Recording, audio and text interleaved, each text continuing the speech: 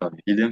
Então, daremos início hoje ao nosso terceiro encontro, onde serão abordados casos clínicos referente ao sistema respiratório, tegumentar e também inflamação. Então, iniciarei aqui com o primeiro caso, especificamente sobre o respiratório. Então, compartilhar aqui a tela. Vocês podem só confirmar para mim se está direitinho. Sim, E a interação vai ser depois. Então,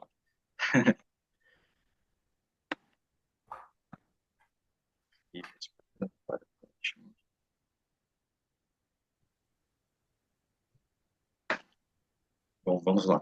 Esse caso foi elaborado pela doutora Thelma e, então, um caso de rinite alérgica. Nós enviamos previamente para que vocês pudessem conhecer um pouquinho mais os detalhes e, então, fiquem à vontade para interagir a qualquer momento, legal?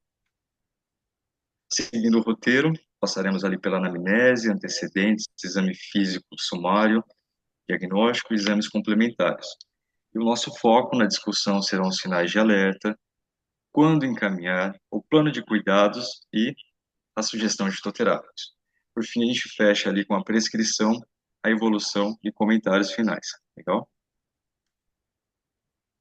Então, paciente TRRS masculino, 10 anos, estudante, vem à consulta acompanhado dos pais com a história de sintomas respiratórios há um mês. Queixa-se de obstrução e prurido nasal, coriza, cefaleia frontal ocasional, sensação de pigarro na garganta e tosse seca.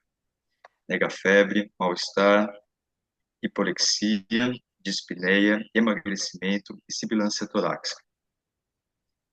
Como antecedentes, nós temos aí o nosso paciente nascido de parto normal e a termo, pesando 2,9 kg, dentro das especificações, desenvolvimento psicomotor e da linguagem sem alterações. Aos 4 meses, teve quadro leve de bronquiolite tratado em casa. Dos 4 aos 9 anos, foi diagnosticado com asma e fez um tratamento intermitente com corticoide inalatório que melhorava lentamente os seus sintomas alérgicos.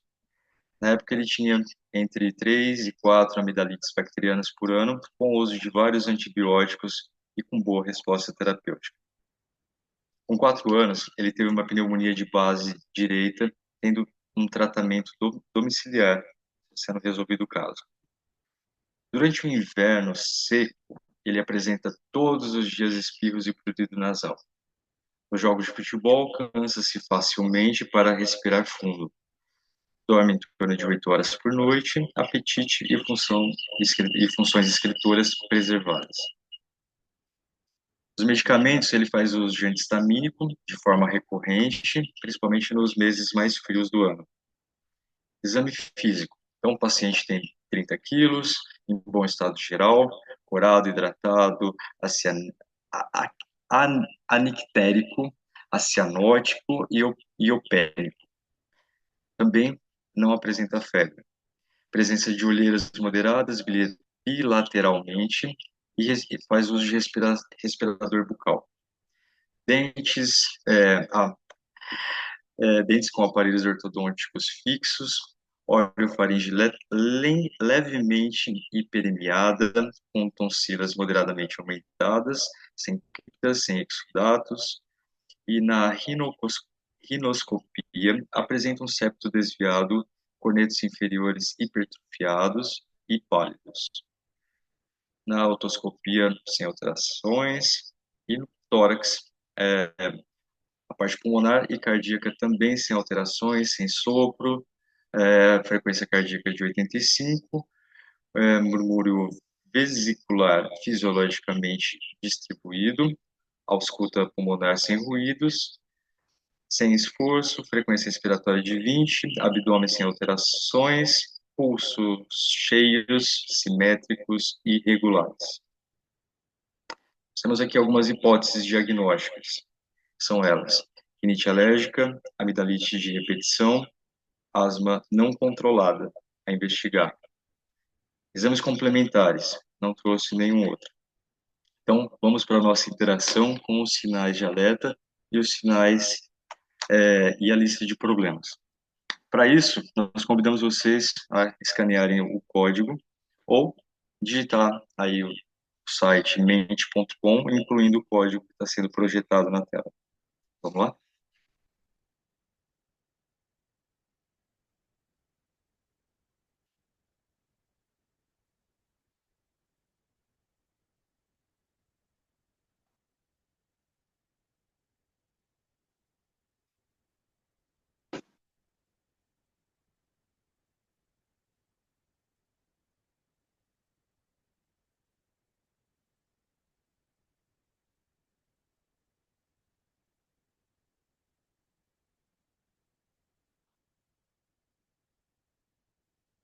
Sete pessoas já entraram, uma respondeu.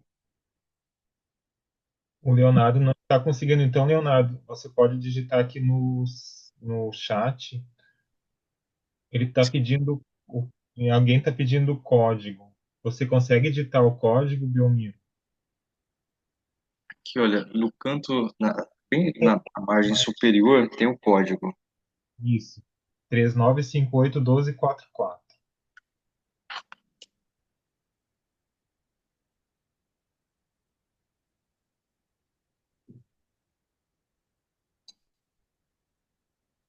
Três respostas de 10 participantes.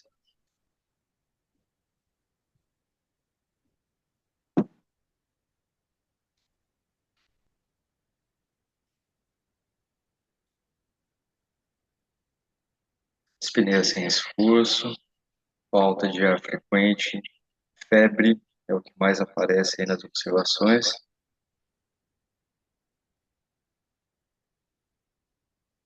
Imunidade baixa. Pensar nos sinais de alerta, aqueles que poderiam indicar necessidade de encaminhamento para um serviço de emergência.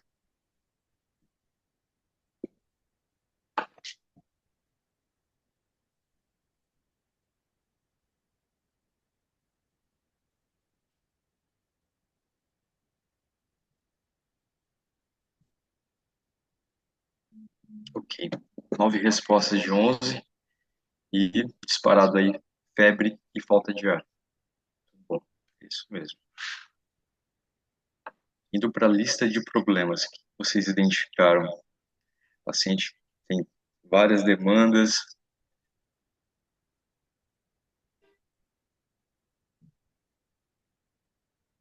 Interessante a gente listar o que a gente vai focar nesse primeiro momento, né, nessa consulta. O nosso coordenador, Fábio, é, compartilha conosco assim, a experiência clínica. Às vezes não dá para pegar e tratar todas as demandas do paciente já na primeira consulta. Mas para isso a gente vai pensar também no fitoterápico ali, considerando o seu fitocomplexo, o que mais a gente conseguir abarcar vai ser melhor, é mais adequado. It, falta de ar, irritação nasal, coriza, asma.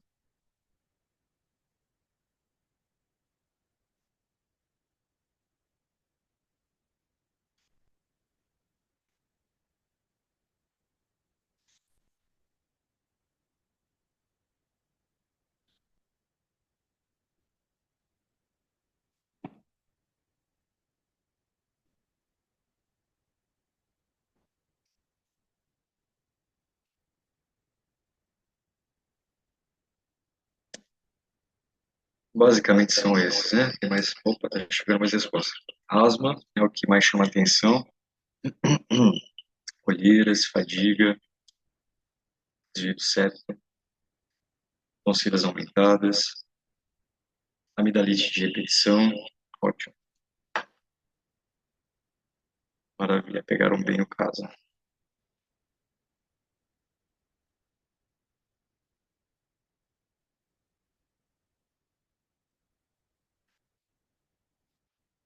Então, nós temos aí sintomas respiratórios persistentes e o impacto na qualidade de vida.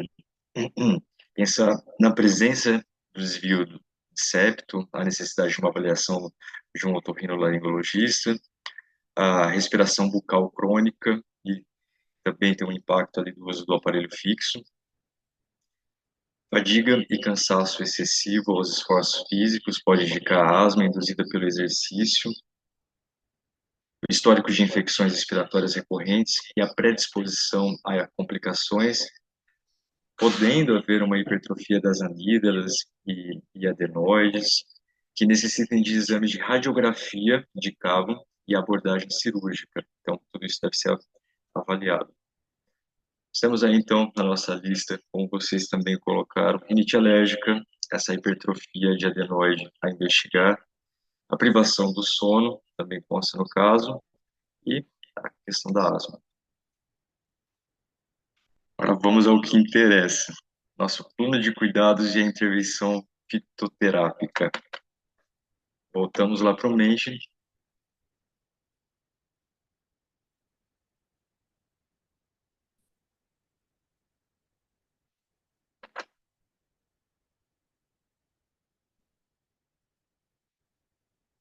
Então, apresentem propostas que vocês considerem factíveis, possíveis de realizar.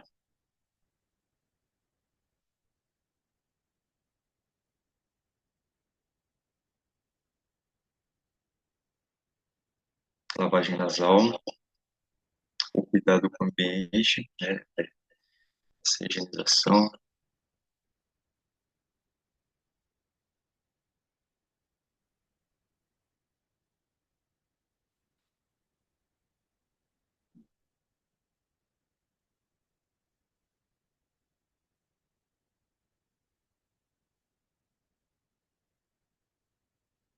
higiene do sono. Eucalipto a gente já coloca na próxima tela, quanto aos cuidados com fitoterápicos. Manter a casa limpa, cuidados ambientais,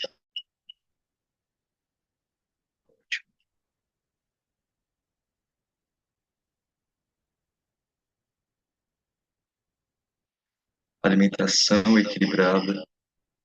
Sabe que, por exemplo, o uso de alguns laticínios podem propiciar ali o surgimento de reações alérgicas, por exemplo.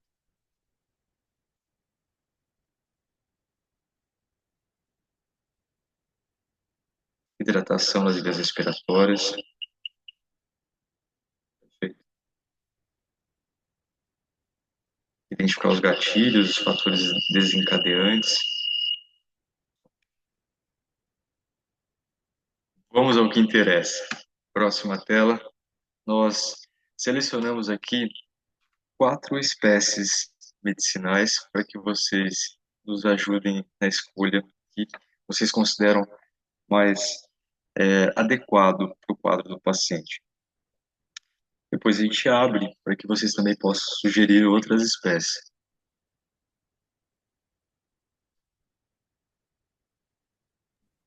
Belmiro é uma só que eles podem escolher ou é múltipla escolha? Foi configurado para escolher uma espécie, Ah, ok. mas de fato, Roger, pode ser ali mais de uma, pode ter uma combinação e cabe bem, né?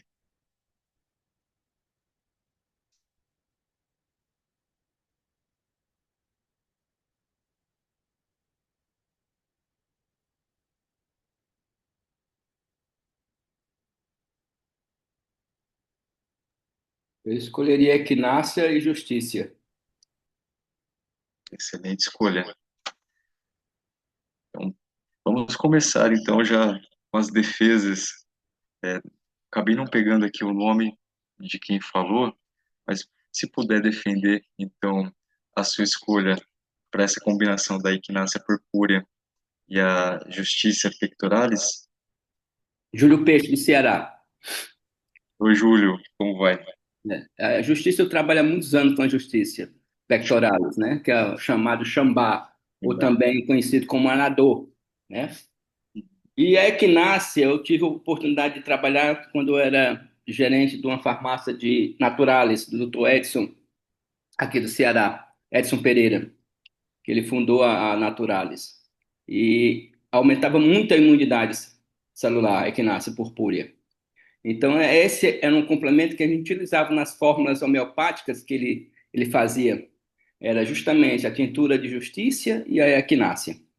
E como a Justícia eu conheço há muitos anos, né, é uma boa composição usar esses dois fitoterápicos.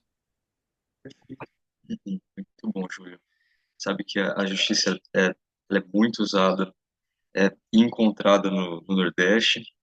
É, em alguns lugares acabam optando ali também pelo guaco como alternativa. É, Isso, o guaco, e porque são ricos em cumarinos, né? exato, exato. Aí tem aquele cuidado que acho que a gente já comentou nos encontros passados, em relação à secagem das folhas para não ter o risco de formar o dicumarol e incorrer no risco de sangramento, né? Então, só esse cuidado em relação à secagem. É por isso que o controle de qualidade tem que ter justamente na hora dessa preparação, né? O cuidado justamente tem a gente ter, no mínimo, né, um determinador de umidade para a gente fazer a produção desse xarope. Como eu trabalho com as plantas in natura, né? A gente faz na hora lá, e assim a gente consegue fazer um bom produto, sabe? Ótimo. Vocês preparam por decocto.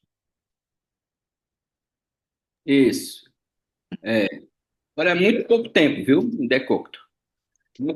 A justiça, sabe? Muito pouco tempo, porque, como o doutor Matos preconizava, né, quando eu sentia o cheiro da cumarina, já podia desligar o fogo de resfriar. Ótimo. A equinácea, na sua experiência, usa a planta toda ou somente uma parte específica? A equinácea, nós não plantamos aqui. A gente, como eu falei, eu trabalhei com equinácea na farmácia natural, na na forma de tintura. Eu não tive essa oportunidade de conhecer a planta. É uma planta muito bonita. Ela é natural da América do Norte, inclusive é o fitoterápico mais comercializado dos Estados Unidos. Tem essa função imunomoduladora e nós encontramos muitos artigos falando da prevenção e tratamento de resfriados. Tem alguns protocolos que indicam a equinácea durante até 3 meses. Nessa época do inverno, para as crianças, pode ser muito bem utilizado e com segurança. Bom, Ju, Beleza. Mas é em forma de homeopática, equinácea? Ou é é, tintura?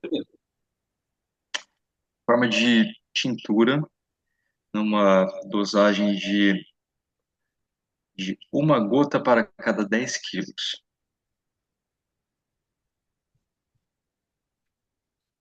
Eu só vou fazer um comentário aqui com relação ao guaco e ao xambá, já que nós temos aqui participantes todas as regiões, né?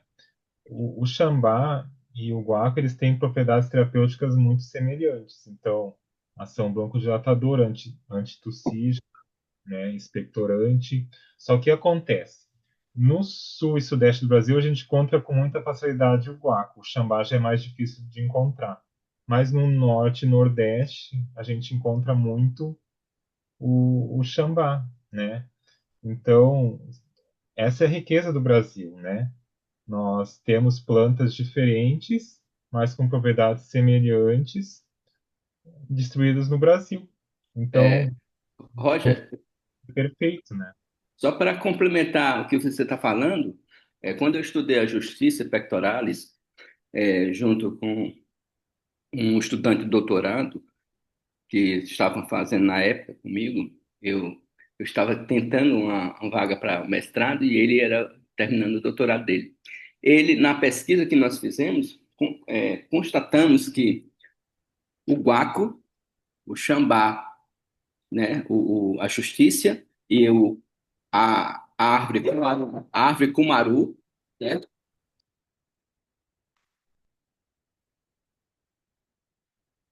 Cortou o som. desculpa, Aí, o xambá, que é o anador, a justiça, o guaco e o cumaru, todos têm a cumarina. O grande avanço, né, da tecnologia, no caso, porque foi descoberto que em 1 grama de cada um desses, o maior teor de cumarina na época encontrada por esse estudante foi o da Justiça Pectoralis, em 1 grama, tá? Em relação ao teor de cumarina. E a vantagem também de se ter a, a cumarina da Justiça, porque o ciclo dela de colheita é de 3 meses, enquanto o guaco gera em torno de 1 ano, 2 meses, e o cumaru é depois de 3, 4 anos de plantado.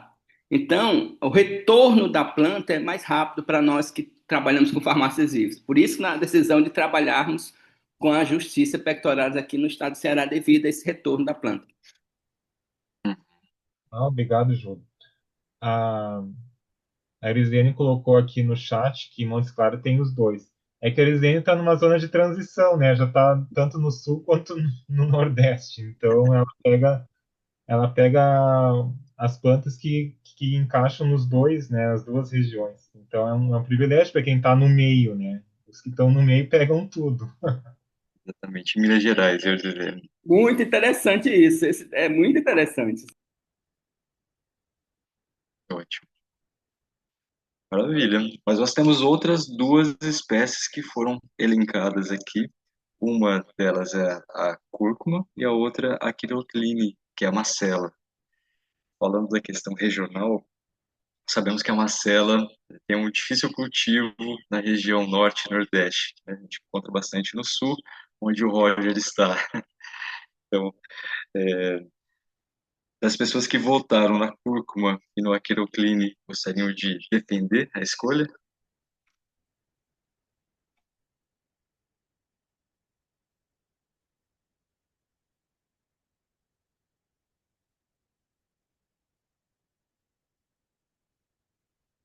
Vamos lá, gente.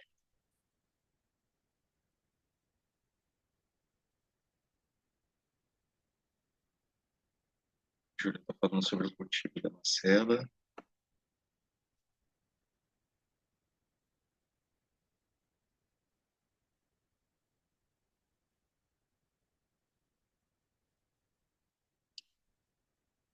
Perfeito. Então, a querocline, ela é rica em quercetina, então promove esse alívio dos processos inflamatórios, e também rica em saponinas com ação antialérgica. Então, pensando no nosso paciente que tem essa questão da mucosa nasal nas vias aéreas superiores, pode ser bem interessante também. A cúrcuma, nós sabemos que ela pode demorar um pouco ali para apresentar o efeito, então, é, mas existem estudos também que demonstram que com o uso pode diminuir a necessidade da bombinha de resgate. Então, a cúrcuma longa possui ações anti-inflamatórias, imunomoduladoras em diversos tipos celulares, como, por exemplo, nas células natural killer, inibição da via COX-2, também do TNF-alfa, das interleucinas 1, 2 e 6. Belmiro, não sei se você queria projetar, mas não está aparecendo para nós. Obrigado, Roger. Vou voltar aqui para a tela.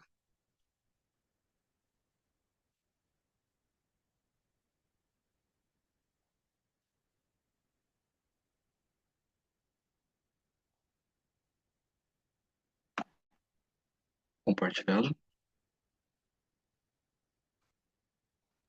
Agora sim, Belmiro. Agora deu.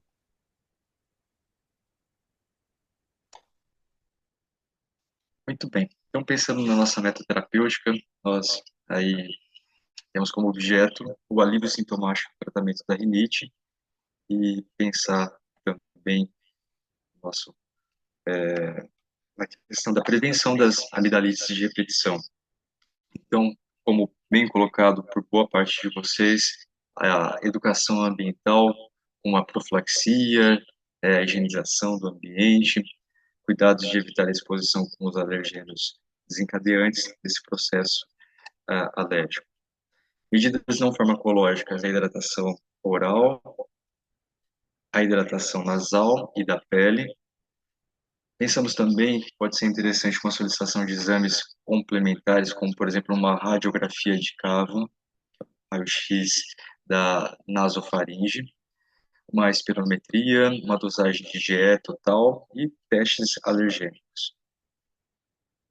Como encaminhamento, um ORL, pneumo e o ortodontista ou um fono para estar acompanhando isso, porque ele tem ali uma respiração oral, né? Isso pode também propiciar todo esse quadro. Como sugestão, os 4 fitoterápicos, focando aí nos benefícios com espécies que têm um potencial anti-inflamatório, anti-alérgico, antisséptico e broncodilatador. E na defesa de cada uma delas, nós temos aí então a macela, com esse potencial antialérgico. Nós temos aí que uma forma farmacêutica e uma posologia como sugestão, o infuso da inflorescência. Tem uma dica, a gente estava discutindo isso no nosso grupo de tutores, em relação ao preparo.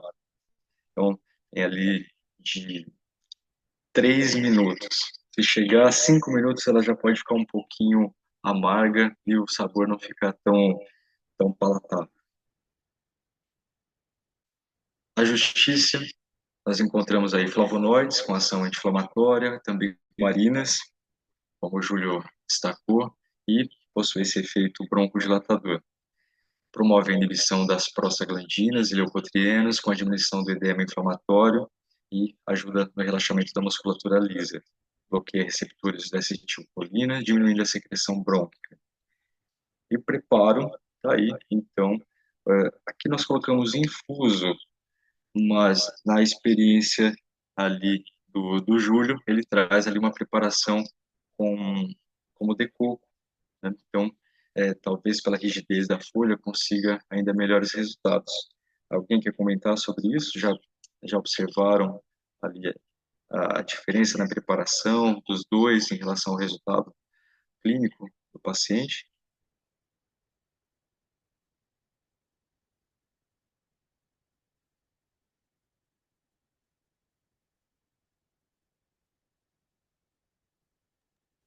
Boa tarde. Sou o Bruno, farmacêutico, aqui do Ceará também, como o amigo Júlio. Em relação à Justiça Pectoralis, o Xambá, eu já trabalhei ele como lambedor, junto com o malvarisco. Ficava um lambedor bem interessante, broncodilatador e também expectorante. Ótimo. Então, nessa composição. E algumas vezes dava para preparar a folha, né, a folha seca ou a folha fresca no próprio lambedor, ou então fazia-se a infusão e a infusão era incorporada no lambedor, né? Também tem esse jeito de fazer a preparação. É bem gostoso, né, Bruno? A Arislene está comentando. É, Bruno, compartilha com a gente o que, aqui, que forma farmacêutica é essa, o lambedor? Porque no Nordeste é bastante comum, mas talvez em outras regiões do Brasil não seja. Pronto. É assim, o lambedor é como se ele fosse um xarope, né? O que a gente chama um xarope caseiro, é o lambedor, como se fosse um mel, né? Que a gente usa como se fosse um xarope à base de açúcar, né? E aí vai incorporando, ou incorpora uma infusão, ou você utiliza no preparo a própria planta fresca, né? Ou a planta seca, rasurada. Então, basicamente, é como se ele fosse um xarope. Você prepara ali na hora. É só para complementar o nosso amigo, ele está muito certo. A gente faz muito isso aqui no Ceará, utilizando o malvarício. Como é que consiste esse lambedor ou xarope caseiro? Nós colocamos num papeiro, em todo o fundo do papeiro, colocamos malvarício em cima, e aí o malvarício já in natura, certo? Bota o malvarício e bota 2 colheres de açúcar em cima desse malvarício. Depois, colocamos mais uma outra camada de malvarícia em cima do açúcar, né? E depois mais 2 colheres de açúcar. Depois, a última camada de malvaria são 3 camadas. Isso foi tirado do livro do Dr. Matos. E a terceira camada, malvaria. Botamos no fogo baixo e deixamos aquecer essa forma. E aí, a gente, como é que vai perceber que vai estar pronto para a gente retirar do fogo? Quando as folhas de malvarício estão todas murchas e bem escuras. Essa hora de tirar do fogo. E bota para um resfriamento rápido. Depois, coa esse xarope. Ao paralelo, nós fazemos o chá do chambá. Aí depois que faz o chá do chambá, como é que faz esse chá do chambá in natura? Nós cortamos, o chambá é uma moitazinha, nós chamamos aqui de moita. Então, um moi, como chama aqui nas feiras, moi. Então, a gente pega um moi de chambá, cortamos ele como coentro e cebolinha. Depois que corta esse coentro e cebolinha, fica esses pedaços pequenos das folhas, né, da parte aérea do chambá. Colocamos ele num copo um copo americano cheio. Enche o copo americano e colocamos, ou a gente coloca por infusão ou por decocção. Eu faço muito, aproveitando essa parte, quando eu junto essas duas plantas, por infusão, no momento. Depois que eu corto, coloco num, num copo de americano, encho de folhas e coloco a água fervendo em cima e deixo 10 minutos ali aquela solução. Depois filtro aquilo e jogo junto com o malvarício. Isso a temperatura é morna, né? A temperatura de menos de 40 graus, tá? E aí junto, percebo que aí o xarope está meio líquido. Aí eu acrescento o açúcar, mais açúcar aquela solução. Mexo, depois que ela está com consistência de lambedor de xarope, né? Eu vou e espero resfriar para depois acondicionar em frascos lavados, né, esterilizados com água quente, até vendo, eu sempre peço para colocar em frasco. E aquele produto, ele tem uma durabilidade de 7 a 10 dias, isso na geladeira. E aí vamos ensinar a população, na hora uma aula prática, que eu dou geralmente isso para as professoras dos colégios e também para os moradores que pedem, né, perto da unidade básica de saúde, para que eles façam isso. Isso é acondicionado em frascos escuros, né? E aí a gente prescreve para adulto, né, 3 colheres de sopas, né, ao dia, né? E para criança acima de 2 anos, para colheres de chá. Essa que é a prescrição. Bom, Pronto, o Júlio foi perfeito aí. Realmente, no formulário, a preparação com o malvarisco, realmente ele já informa que o malvarisco é feito em camadas com açúcar, né? Então, realmente, fica intercalando uma folha do malvarisco, que aqui a gente conhece mais como malva, né? Folha do malvarisco com a camada de açúcar. Aí bota por cima outra folha do malvarisco e aquece até ter essa consistência, né? Do açúcar derretendo, né? Com a consistência de um mel. essa fórmula consta no livro do professor Matos, é isso? Esse aí tem no livro do professor Matos.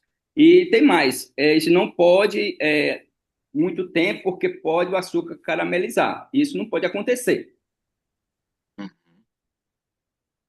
ótimo. Nesse trabalho social e de saúde ali, empoderando os pacientes nas escolas, os pacientes, os educadores, Luiz Eduardo, já abro para você, um instantinho. Já observaram algum caso em que o paciente, fazendo uso, pode ter atrasado um diagnóstico de um problema mais sério, ou mesmo ter agravado para um quadro mais profundo? É, assim, é um cuidado que a gente precisa ter em relação à fitoterapia, né? Vocês já chegaram a pegar algum caso como esse? Quem é que está falando agora? Belmiro. Ah, Belmiro, olha, eu tenho 25 anos de práticas integrativas complementares na área de fitoterapia no município de Maracanaú, né? O Roger já me conhece bastante, né? E há um único caso que aconteceu lá em Maracanã, na época que nós tínhamos a farmácia Vivo tipo 3, que era um xarope, nós produzíamos mesmo um xarope, né? Para você ter uma ideia, nós produzimos, era 8 mil xarope por mês para as unidades básicas de saúde, as farmácias das unidades básicas de saúde. O único caso que houve, né, foi uma questão gastrointestinal de uma criança, só que essa mãe, ela não estava dando a dose correta para a criança. Ela estava dando dose de sopa. E o correto era dose de chá. Foi o único caso que eu consegui relatar nos meus trabalhos lá no município de Maracanaú. Que aí foi descoberto porque a criança gostava muito do xarope e a mãe, para amenizar, né, o aperreio da criança, ela dava o xarope. E essa criança ficou com esse dor no estômago. Na época, né, eu fui até a casa da criança, né, perguntar, sondar como é que ela estava dando. Aí que eu descobri que realmente ela estava dando muito, muito além do que a criança poderia tomar diariamente, né? Colher de sopa. Ela dava 3 colheres de sopa. Ao invés de 3 colheres de chá, era 3 colheres de sopa. 15 ml, né? 45 ml por dia. Então, com essa superdosagem, o paciente acabou apresentando uma reação adversa. Isso, Certo. isso mesmo. É, assim, é mais o cuidado em relação ao tempo de uso também, né? Se depois ali de 5, 7 dias o paciente não apresenta uma melhora significativa, a gente precisa encaminhar para um serviço onde ele vai ter uma avaliação de um médico e, assim, se for necessário, entrar com um tratamento mais adequado. Mas, Belmir, eu acho isso é o nosso grande viés hoje nas unidades básicas de saúde, né? Porque eu não eu sou da farmácia viva, então eu preparo, faço as preparações, né? Isso na época que eu fazia, que paramos em 2016, para você ter uma ideia. Nós estamos retornando agora, né, com a questão da farmácia viva tipo 1 e tipo 2, né, que nós fazemos chás. Mas o grande viés da farmácia viva é o retorno dos pacientes, porque é uma rotatividade muito grande de médicos, sabe? A gente não consegue trabalhar isso com o médico e com o paciente. Nós trabalhamos mais com o paciente porque eles vêm agradecer a gente, eles vêm falar da felicidade de ter tratado o filho dele, né? Então, o retorno realmente desses casos não são registrados, não são registrados. É isso que eu sinto falta, sabe? esse acompanhamento. Esse acompanhamento. Mas isso talvez não seja somente aí no Ceará, sabe, Júlio? Então, é algo para a gente colocar no radar aí e pensar de que forma aprimorar dentro dos nossos serviços. Maravilha. Gente, então, já caminhando aqui para o final da nossa prescrição, temos a cúrcuma longa, então com essa atividade imunomoduladora e anti-inflamatória, agindo por diversas vias, como sugestão de forma farmacêutica, nós temos aí a preparação por decocto, 150 ml de água, e aí, então, não ultrapassar de 6 meses, certo? Uma alternativa, pensando que o paciente tem ali 10 anos, pode ser também uma cápsula com droga vegetal, se ele conseguir deglutir, então ok. A equinácea, chamando a atenção aqui para a parte que é utilizada, nós encontramos os metabólitos secundários que estão aí no, no foco, principalmente na raiz. Então, muitas fórmulas acabam utilizando a planta toda, tudo bem.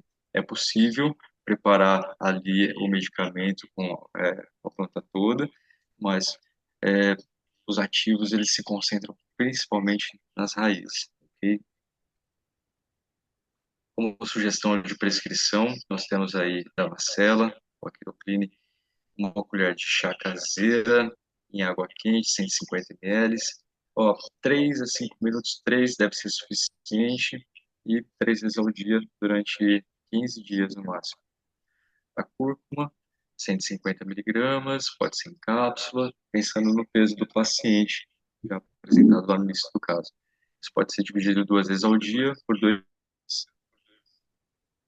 Que nasce a 10% na relação droga-extrato, de 1 para 10, 10 gotas, diluídas em 50 ml de água, 3 vezes ao dia, durante 2 meses. Então, alguns alertas em relação a essas espécies. Nós temos aqui a aquirocline, contraindicado para pessoas com hipersensibilidade à espécie da família Asteraceae. Também pode potencializar a insulina, barbitúricos e outros sedativos. A cúrcuma, contraindicada para pessoas portadoras de cálculos biliares, obstrução dos ductos biliares, hepatopatias, colangite e úlcera gastroduodenal. E a equinácea, que não é indicada para pacientes com doenças sistêmicas progressivas, doenças autoimunes, pacientes transplantados, imunodeficiências, enfim. Pacientes com essas condições, a gente justamente não quer mexer nessa imunossupressão, né? Porque muitas vezes que o tratamento de doenças autoimunes é justamente feito com esses medicamentos. Então, não, não é adequado. Ok? Algum comentário antes da gente seguir para o próximo? O Luiz queria comentar, então. O Luiz fala e depois eu também faço um comentário aqui. Obrigado, Roger. Luiz? Na verdade, eu queria também fazer uma pergunta ao Júlio, mas pensando em termos de rename, tá? Antigamente, no tempo que eu me formei, deve ter sido tanto quanto ou mais antes do Júlio, a gente tinha a utilização do iodeto de potássio enquanto um xarope expectorante, tá? Hoje em dia, na Rename, você não tem mais nenhum xarope, você não tem mais nenhum medicamento que induz a fluidificação e a expectoração. Então, por isso, é, essa grande utilidade, por exemplo, desses xaropes com cumarina, porque você não tem opção. A única opção que você tem são aqueles edulitos à base de corticoide. Então, você pega uma criança que está aí encatarrada, vai tratar como essa criança? Né? Então, essa daí foi uma discussão que a gente teve lá na Secretaria Municipal de Saúde de São Paulo, e foi quando São Paulo incorporou o xarope de guaco na Remume. Tá? Uhum. Há um bocado de tempo São Paulo não tinha mexido na Remume dela, e uma das mexidas que ela deu foi justamente a incorporação do guaco na Remume, que é para você ter um instrumento justamente para estar tratando esse pessoal encatarrado, porque não tinha. Tá? É uma coisa que vale a pena a gente chamar atenção sobre isso. E, por favor, os médicos aí me corrijam se eu estiver errado. Tá? Agora, Júlio, em relação a você, me diz uma coisa, amigo. É possível você fazer uma tintura, um extrato, sei lá, um extrato alcoólico ou glicólico e fazer essa preparação na hora do uso? Luiz? Sim. Luiz, nós, Oi. na época que nós tínhamos a farmácia viva tipo 3, nós fazíamos a forma em tintura. Nós adicionávamos, né, na época, 10% da tintura do chambá junto com a tintura de malvaríço. Nós fazíamos as duas tinturas. Por que nós escolhemos tintura, Luiz? porque a tintura ela tem uma durabilidade maior. E o espaço que nós temos Isso. no estoque, né? A gente estocava isso para o próximo ano. Entende? Produzíamos, fazia a tintura e ficava isso para o próximo ano. A gente justamente trabalhar isso pelo menos um ano trabalhando com esse xarope para não faltar. Entendeu? Era isso. Obrigado.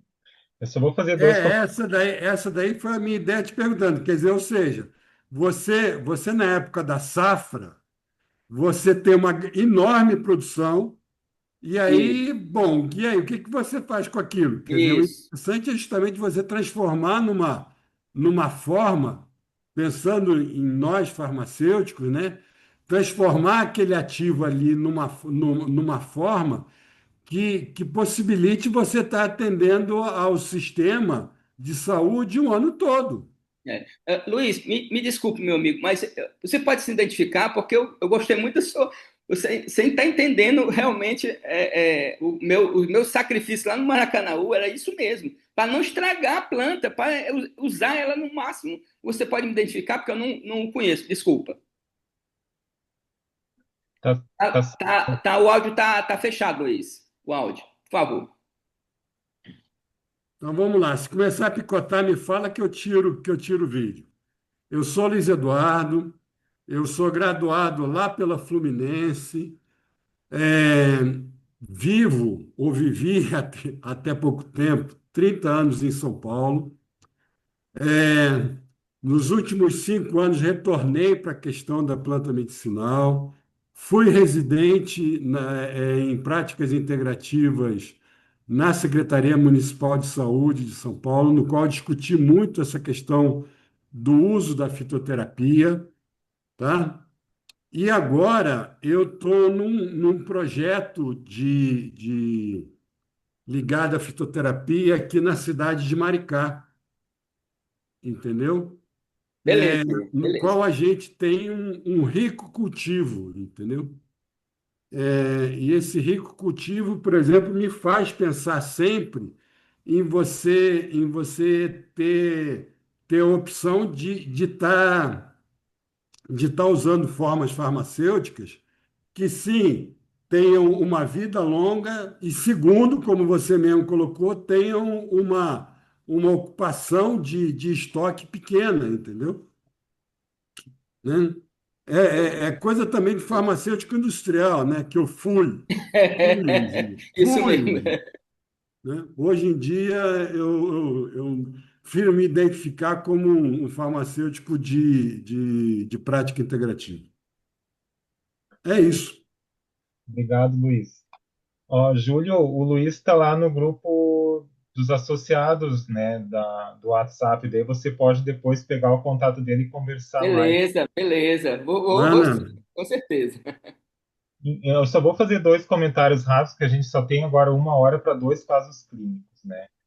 Então, a equinácea a gente tem que cuidar porque ela pode exacerbar a cascata de citocinas. Então, quando o paciente está com um processo inflamatório muito acentuado, não é recomendado usar equinácea. Então, um exemplo, pessoas com COVID em grau bem adiantado, né? Então, só para vocês terem uma ideia, que daí pode dar um colapso no corpo com relação à estimulação da cascata de citocinas. Então, é um cuidado com a equinácea, tá? Ali no caso clínico, a pessoa que montou a aula, eu acredito que ela não tenha colocado o Xambá na prescrição, porque não se sabia exatamente a origem da tosse. O autor provavelmente considerou que a tosse fosse de origem alérgica. Então, por isso que se escolheu a Marcela, tá? Porque a Marcela, ela tem essa propriedade. Só que tem pessoas que elas podem ter alergia à Marcela, então a gente tem que cuidar, né? E como a pessoa tinha tosse seca, sem ser tosse produtiva, provavelmente por isso que foi escolhida a Marcela, e porque o Xambá, ele também serve tanto para tosse produtiva como para tosse não produtiva, porque ele é tanto expectorante como antitussígeno. Ele tem Então, uma ação também anti-inflamatória, Rocha. O Xambá, viu? assim, Tem uma ação. isso, anti-inflamatório. Então, eu acredito que é por isso que o Xambá não entrou na prescrição, mas isso aqui a gente defendeu muito bem, o júri defendeu muito bem o Xambá, então caberia também, tá? Então, muitas vezes é uma questão de ver como é que o paciente vai se comportar frente à prescrição. Talvez, se não resolvesse, ia se trocar Marcelo pelo Xambá. Então, é isso. Eu vou projetar, então, a aula de a aula da inflamação. Informação. Rapidinho, enquanto isso, Luiz e Júlio, obrigado aí pelo compartilhamento. Luiz, a Micânia Glomerata, ela está disponível na Rename, né? Então, assim, você comentou que ela foi incorporada na Remume de São Paulo e no Brasil inteiro, então recebe recurso e pode estar destinando aí para aquisição de medicamentos dessa espécie. São 12 fitoterápicos e, entre elas, a Micânia Glomerata. E também não posso deixar de comentar aqui que foi muito boa essa discussão de vocês a respeito do ciclo da planta, né, pensando ali em possibilidades de beneficiar, secar ou até mesmo uma forma farmacêutica como a tintura para estabilizar e usar ao longo do ano. Foi muito bom comentar. Obrigado. Roger, vamos de inflamação então. Obrigado. Estão vendo a projeção? Tá tudo certo? Tudo certo, Roger. Obrigado. Então, essa aula foi montada pelo Dr. Fábio Carmona.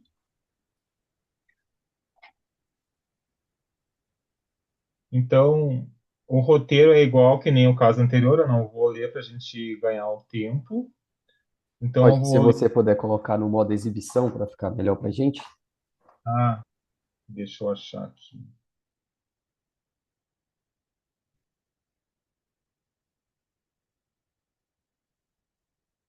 Ops.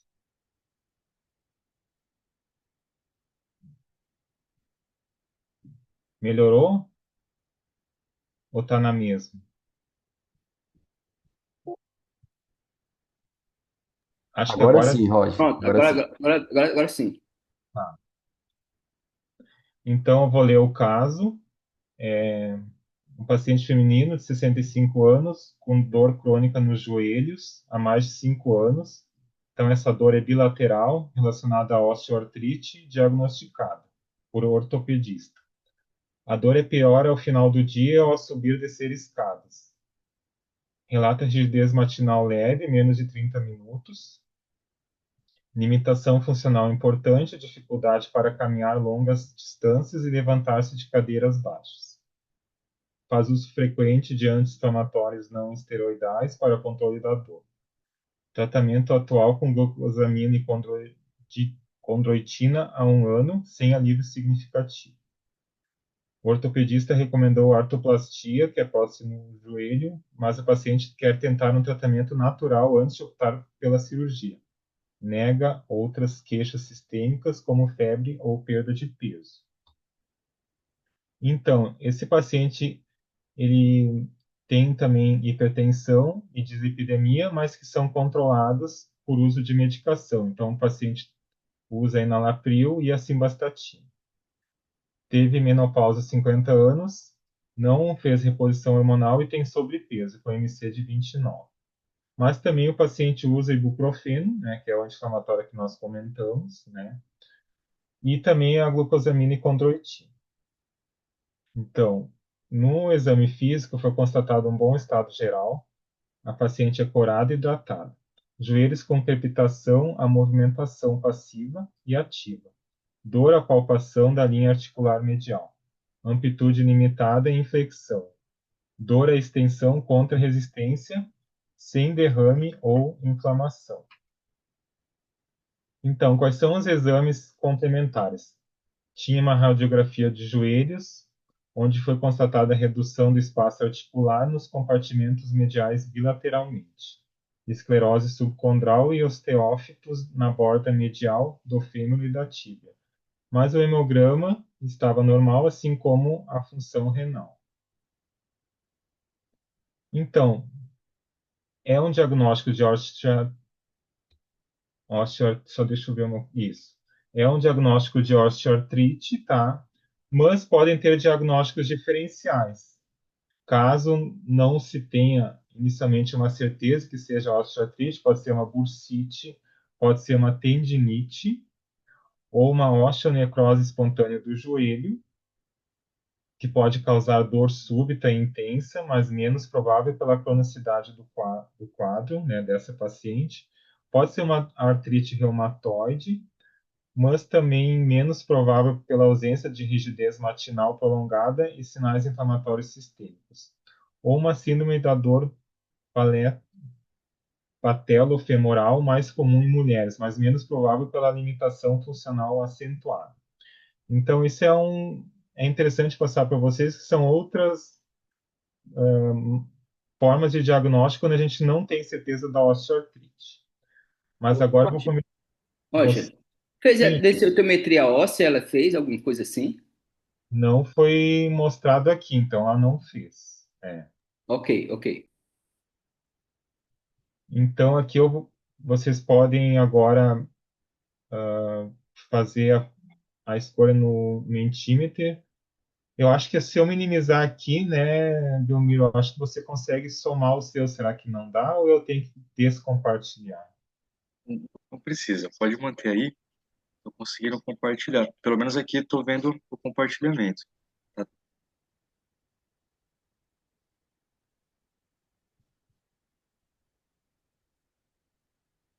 Tá. É que eu não enxergo o seu compartilhamento, mas se tá indo, tá tudo ótimo.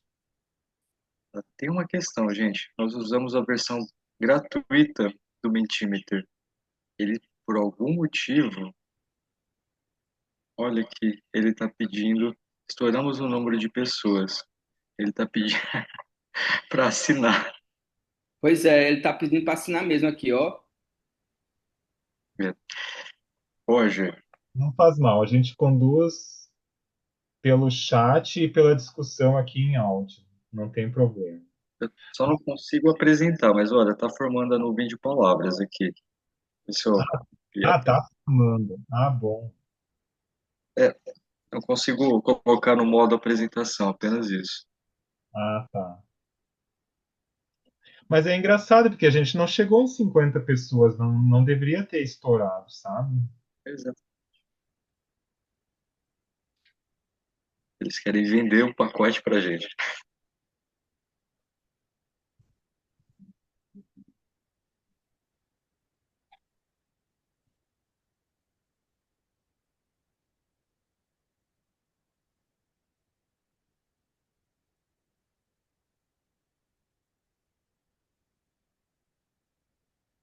Então, Belmiro, como você está vendo a nuvem, você pode comentar, porque eu não sei o que o pessoal está digitando.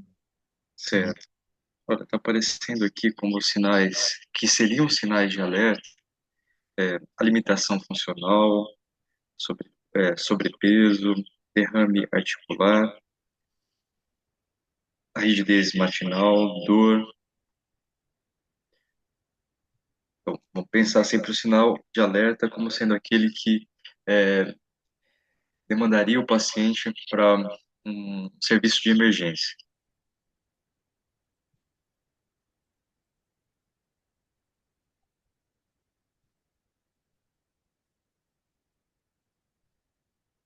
Perda da função,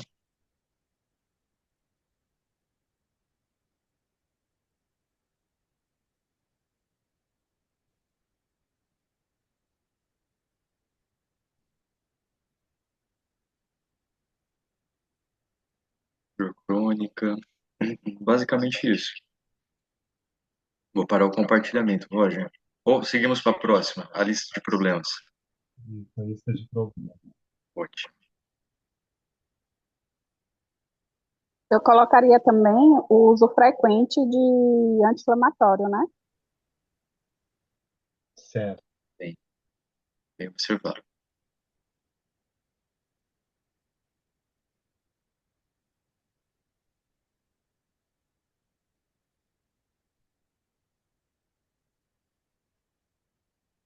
Ok, a lista de problemas. Esse foi liberado para vocês, gente, para estar preenchendo.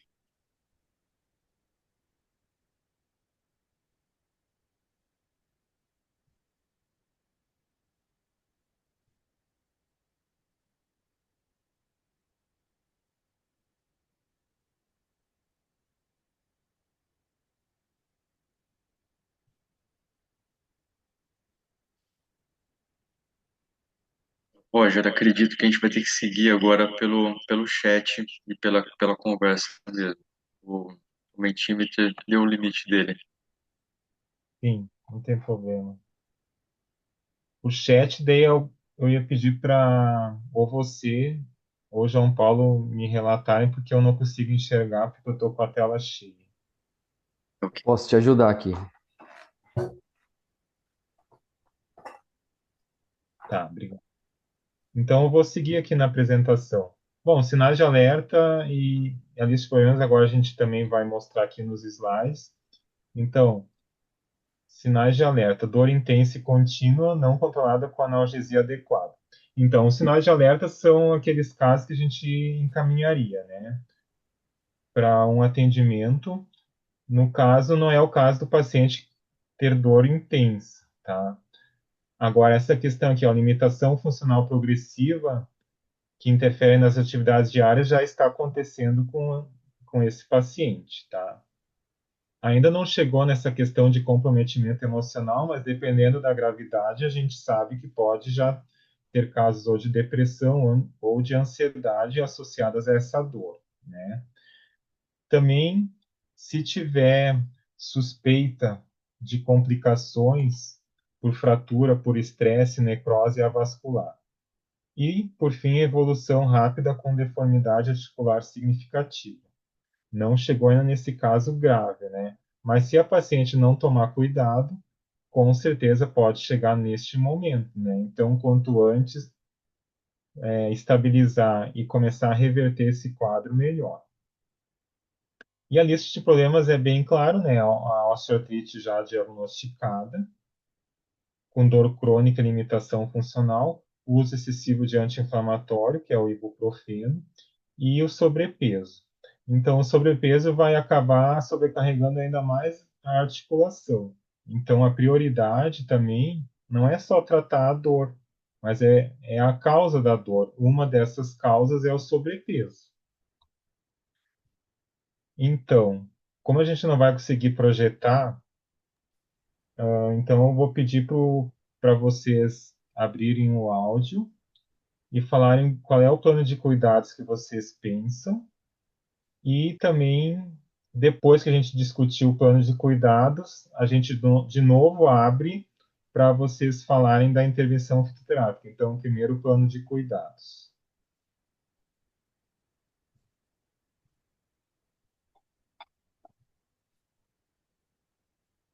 Aqui no DF, a gente tem um gel de erva baleeira, que eu acho que seria bem interessante para ela passar no joelho, né? E, é, além disso, também pode ser a compressa, né? Com gelo, não medicamentosa, no caso. Depois a gente vai discutir essa questão de compressa. Eu acho bem interessante. Compressa de gelo, né? Compressa de gelo. Roger, o Guilherme colocou aqui no chat que seria fisioterapia e a Juliana colocou redução de peso. Ótimo. Isso é preciso mesmo. Luiz, pode falar. Eu estou vendo aqui a tua mãozinha levantada. Ah, o que a gente tem que perceber é o seguinte, quer dizer, tudo bem, a gente está aqui falando especificamente da prática integrativa, fitoterapia, utilização de planta medicinal. Mas a gente tem que perceber que entre as 29 práticas que a gente tem à disposição, ou deveríamos ter à disposição nas PICs, né, um dos grandes usos das PICs é justamente a questão das dores osteomusculares e também das questões mentais, né? Então você vê o seguinte: práticas corporais, práticas de meditação, é, e por que não até mesmo a terapia integrativa, né? A terapia comunitária integrativa, elas são medidas, elas são instrumentos que devem ser usados no caso de dores, em função de inflamação, né? Vamos cuidar, vamos fazer uma intervenção, vamos chamar assim, farmacológica com produto natural? Vamos, mas é só isso que tem? Não, não é só isso que tem. E se a gente pensar se que essa terapia com planta medicinal ela pode ser uma terapia simplesmente paliativa, é extremamente interessante a gente olhar também para as outras práticas. Eu só queria chamar a atenção disso aí. Ok, muito obrigado. Mais comentários por áudio ou por chat? Aqui no chat, Roger, a Eliana colocou que exercícios de baixo impacto, como caminhadas, nadar ou ciclismo, para melhorar a função e reduzir a dor. A Graziela colocou acompanhamento com nutricionista e fisioterapia. O Júlio colocou tratamento de gelo e calor. A Juliana, parar uso frequente de AINES. O Leonardo já deu spoiler ali da intervenção fitoterápica, ele colocou cúrcuma. A Cris colocou auriculoterapia. O Leonardo colocou novamente a garra do diabo também. A Eliana colocou incentivar o alongamento regular para melhorar a flexibilidade e reduzir a rigidez. E o Júlio colocou exercícios para fortalecer os músculos do joelho. Eliana volta e coloca educar o paciente sobre a osteoartrite e a importância da perda de peso e exercícios regulares. O Leonardo colocou exercícios e acupuntura. A Eliana colocou essas seriam um tratamento não esse seria um tratamento não farmacológico. A Luciana colocou concordo, redução de peso, fisioterapia, parar o uso contínuo de anti-inflamatórios e exercício de baixo impacto. São Ótimo, essas participações. muito obrigado. Ótimas contribuições, né? A natação, realmente, a água ela faz um impacto menor e realmente pode ajudar bastante. Gostei das contribuições, todas as contribuições muito boas. Então, então vamos um pouquinho nas metas terapêuticas, que inclui agora essa questão da questão não farmacológica, né?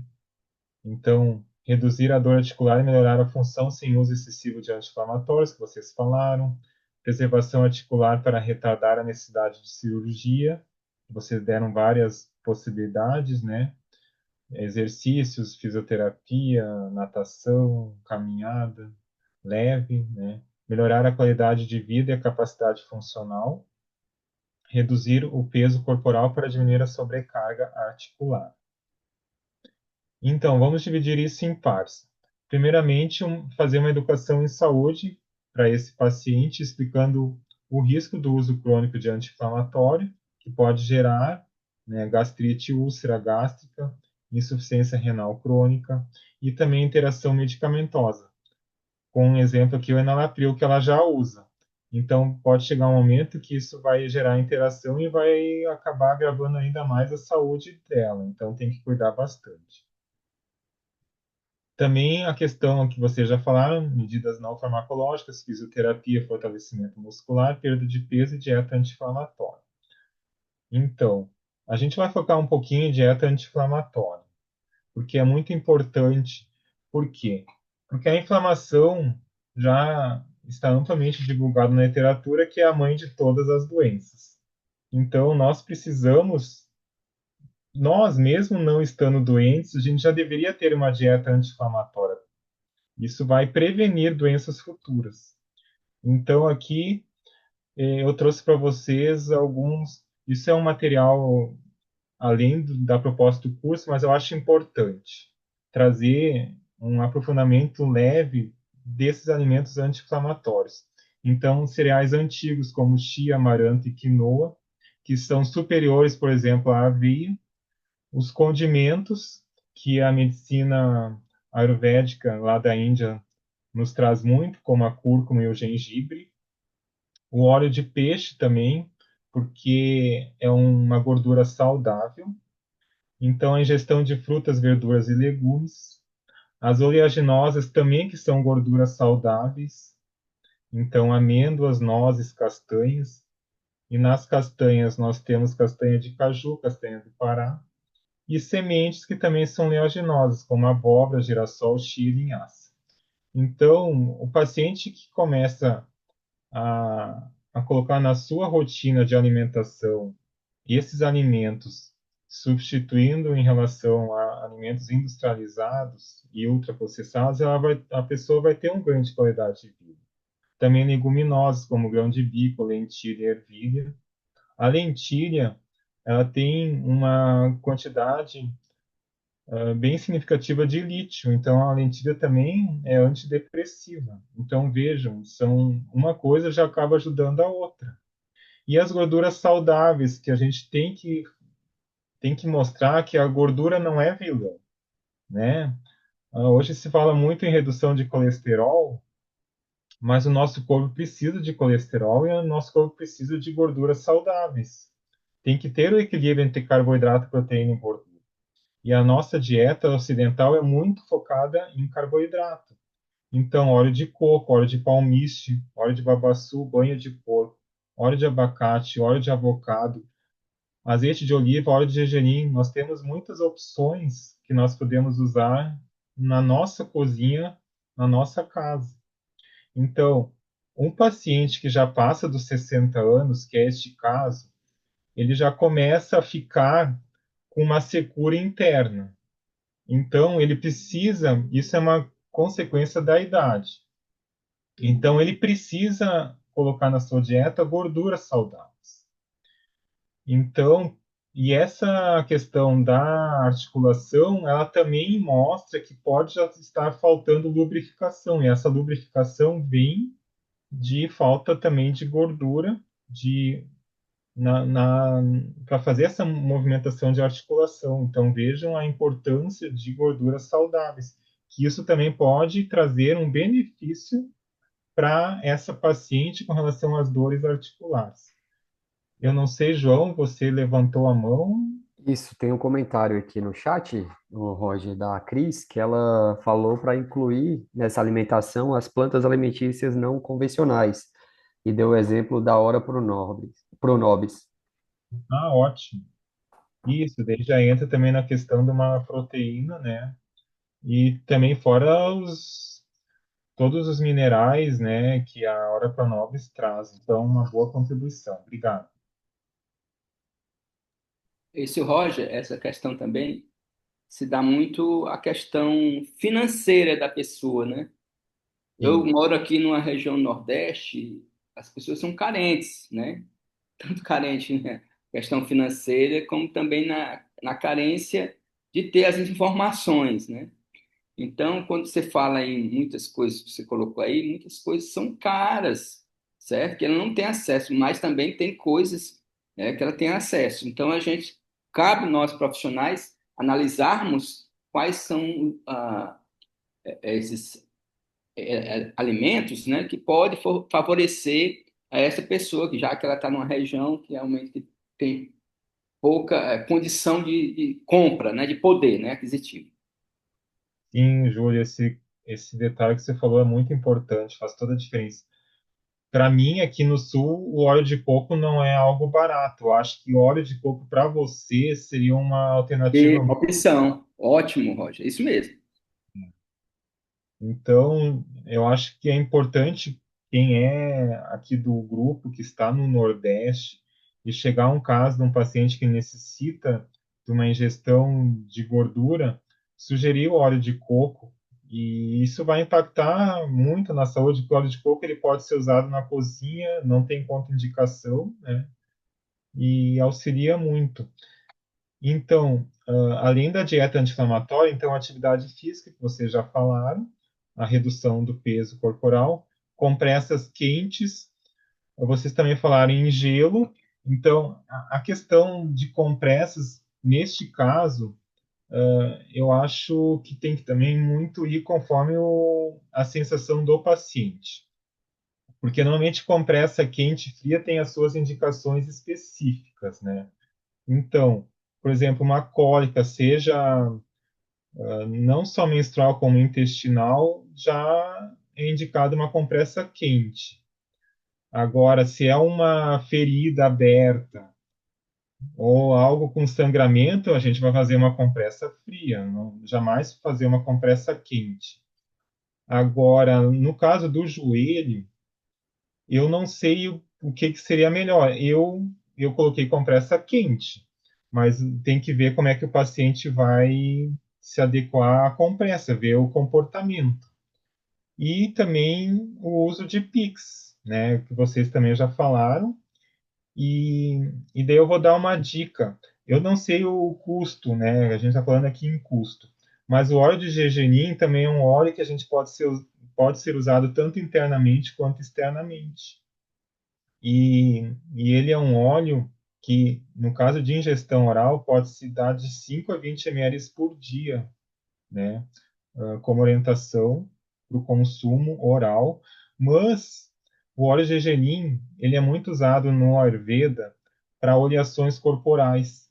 E é um óleo que ele é super bem absorvido pela pele, ele também alimenta, ele nutre o corpo e ele pode também atenuar essa questão da dor na articulação. Então, fazer uma compressa normal, assim, só com o óleo de gergelim e envolver essa região do joelho, eu acredito também que vai ter uma boa resposta.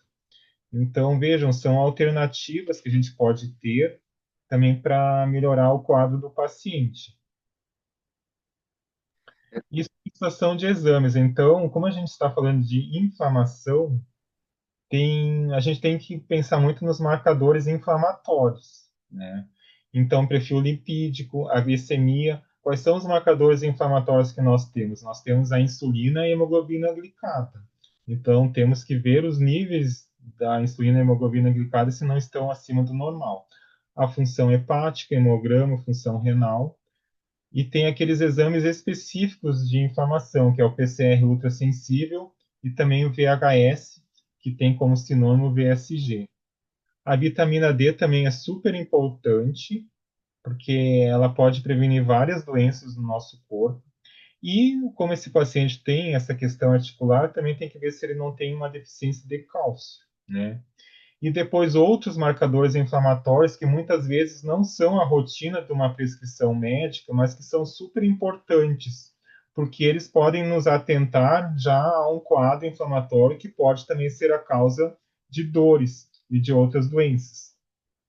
Então, o gama-GT, a gama-GT, ela é um marcador muito importante, porque quando ela está alta, indica um estresse oxidativo e também pelo consumo de xenobióticos, que hoje em dia, infelizmente, nós temos muito contato com esse tipo de substância. E isso vai elevar a gama-GT. E também a gama-GT alta pode ser causa de alguns tipos de câncer, até como câncer de mama. Então, muito importante o monitoramento dos níveis de gama-GT. A lipoproteína A também é um marcador inflamatório, mais ligado à questão cardíaca. A homocisteína também ligada à questão cardíaca. A ferritina também é um marcador inflamatório, assim como o ácido úrico. E a vitamina B12, ela também é um marcador inflamatório. Muitas vezes as pessoas estão com níveis baixíssimos de vitamina B12, que leva, dentre outros sintomas, a ter muito cansaço. E existem três vitaminas que têm que estar no nível mínimo no nosso corpo para que não tenha uma homocisteína elevada. Então, é vitamina B6, B9 e B12. Então, aqui eu vou trazer um caso meu particular, que eu estava com homocisteína alta, e daí, como eu estudo essa questão de suplementação, eu fiz uma composição para mim das três vitaminas, B6, B9, B12, e daí logo em seguida a minha homocisteína normalizou. Então, veja, não há necessidade de medicação em muitas ocasiões, só uma suplementação. E como atualmente nós temos um solo muito degradado, contaminado, isso está fazendo com que os alimentos já não tenham mais os nutrientes mínimos necessários como tinha há 40 anos atrás. Então, isso obriga muitas vezes a nós fazermos exames de sangue para ver como é que está o nosso comportamento fisiológico e em cima disso a suplementação é super importante. Então, a gente tem que cuidar muito dessa questão inflamatória. E encaminhamentos para ortopedia, fisioterapia, nutrição, que vocês já comentaram. E se o paciente começar a ter uma questão a nível do sistema nervoso central, encaminhar para um psicólogo ou psiquiatra. Então, agora finalmente vamos entrar na questão das plantas. Eu acho que vamos dar uma paradinha, então. Já foi falado da erva baleeira e da garra do diabo. Então, não sei se tem mais algum comentário de alguma planta a mais.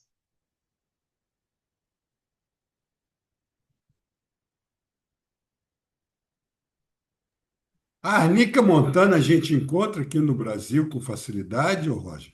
Não, a Nica montana ela é nativa da Europa, que a gente vai só encontrar em farmácia de manipulação ou comercial a forma de preparados fitoterápicos, como creme, pomada. Mas vou te dizer que uma vez aqui em Porto Alegre se encontrou a Nica montana na forma de chá medicinal, mas aí foi um erro gravíssimo, né? Uma rede de farmácia aqui em Porto Alegre tinha, que estavam vendendo como uma Marcela, que as pessoas pegavam e levavam para fazer chá em casa. E a Nica montana, ela é fatal por uso oral, né? Então ela dá colapso cardiorrespiratório. Então não se pode usar a Nica montana na forma de chá. É uso externo, ou então a única maneira de usá-la internamente na forma de homeopatia, mas jamais na forma de chá. Então ali foi um erro grave do farmacêutico, que estava deixando vender esse chá, essa planta na forma de chá. Não pode.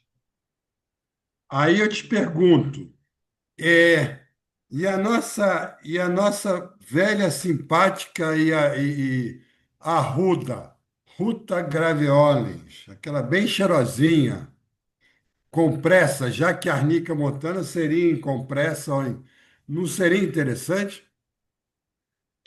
A arruda aqui a gente não colocou como uma planta de opção, mas talvez funcione. Eu não tenho muita experiência com a arruda. Sinceramente, eu não tenho. O João Paulo levantou a mão. Para falar do pessoal aqui do chat, o Roger. O Júlio Ok. colocou cúrcuma longa como opção. A Luciana colocou a garra do diabo no material, a ressalva de cautela com antipertensivo. O Leonardo colocou cúrcuma, colocou também arnica de jardim. E a Luciana colocou unha de gato poderia ser usada. Ela faz uma pergunta. A Cris coloca óleo vegetal de copaíba também. Ótimo, gostei. Óleo de copaíba. A copaíba é maravilhosa. A gente vai falar de copaíba depois no próximo caso clínico, mas aqui também serviria. Com relação à pergunta se pode ser unha de gato, claro, pode ser um ótimo anti-inflamatório. Então, eu vou então seguir aqui, porque o tempo urge, né? Então, aqui a erva baleeira, que já foi comentado, a arnica, tanto a montana como a arnica de jardim e o confrei. Isso para dor e inflamação, né? Uso, vou voltar aqui. Ops, deu uma trancada. Ai, meu, só um pouquinho aqui que o computador não está obedecendo. Tá, isso era para uso tópico. Então, uso oral. Cúrcuma longa, a unha de gato, a garra do diabo, o salgueiro, que é o do gênero Salix, a carqueja, a bardana e o alecrim.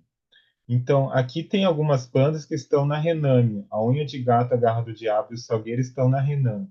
Infelizmente, no momento, não temos mais nenhum laboratório que produza fitoterápico de unha de gato. Por que isso? Porque houve uma coleta predatória. Então, a unha de gato já está difícil de ser achada. Então, é uma pena, uma planta nativa que foi muito coletada. Então, a indústria parou de fazer esse fitoterápico. Eram dois laboratórios no Brasil e os dois pararam. Mas a questão de plantas anti-inflamatórias, nós temos muitas opções, né? Então, dentre as opções da Renâmina, sobrou a garra do diabo, mas como aqui foi falado, tem erva baleeira, tem muitas opções boas. Então, qual foi aqui o tratamento para uso oral proposto? A cúrcuma longa na forma de cápsulas e a unha de gato entre casca na forma de extrato fluido. Então, a cúrcuma tomar uma cápsula com água 3 vezes ao dia e a unha de gato na forma de extrato fluido 25 gotas 3 vezes por dia por 30 dias. Isso na forma oral. Mas aqui eu estou trazendo para vocês uma outra planta, certo? Que foi estudada na antiga SEMI, que antecedeu a nossa Anvisa. Então, ali foram feitos vários estudos clínicos de plantas. E a guiné, que também é chamada de tipi, ela foi comprovada por uso oral com uma ação analgésica da raiz para o tratamento de osteoartrose. Então, ela também poderia ser útil neste caso. Tá? Então, aqui eu trouxe uma posologia de um livro conceituado do professor Tavares, que ali no livro dele fala 3 colheres de sopa da erva inteira, como infusão 2 vezes ao dia, ou 1 ml de tintura, na proporção 1:5, 2 vezes ao dia, ou então como droga vegetal, em cápsulas, 500 miligramas 2 vezes ao dia. Tá? Isso tudo por uso oral.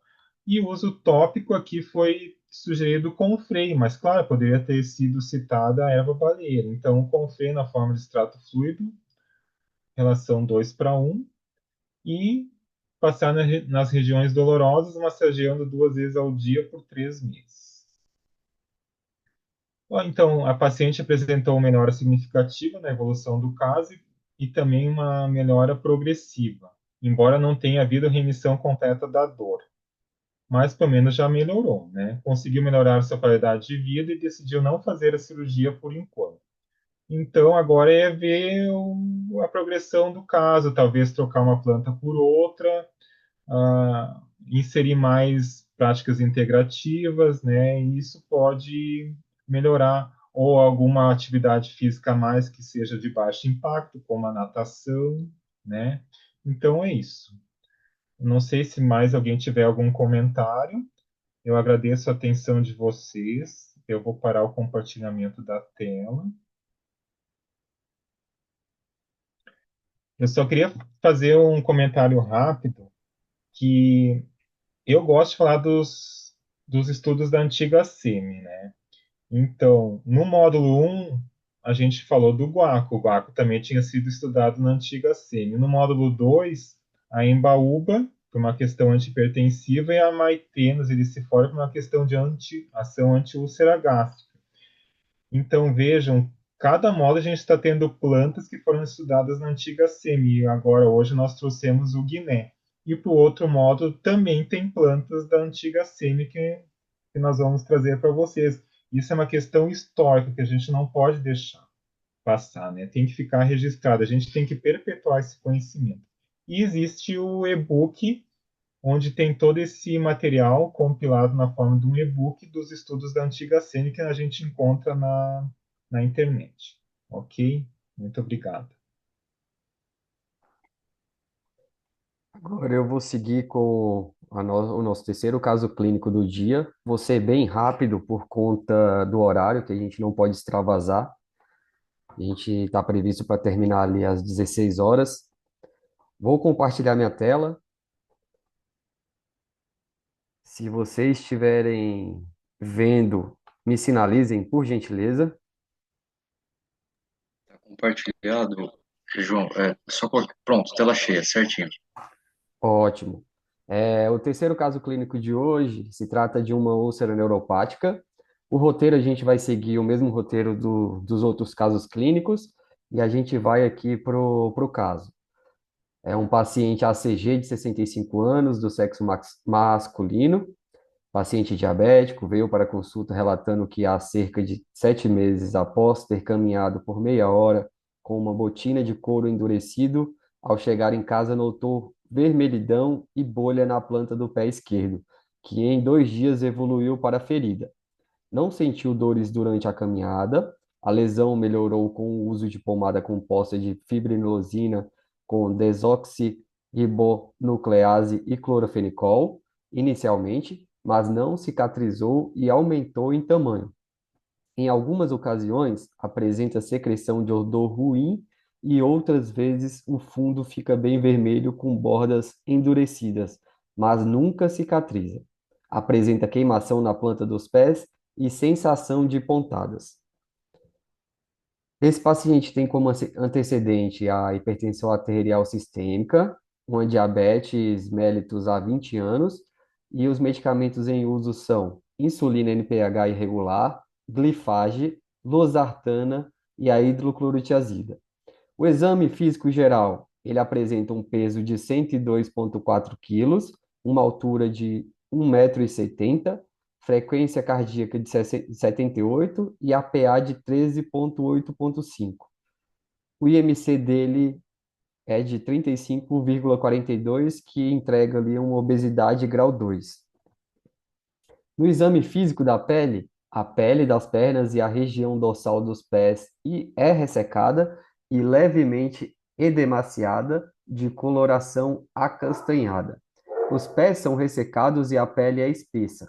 Apresenta fissuras nos calcanhares, descamação interdigital e maceração. A região plantar anterior do pé esquerdo apresenta lesão ulcerada com bordas hiperceratóticas, calosas e centro granuloso e profundo, com pouca secreção.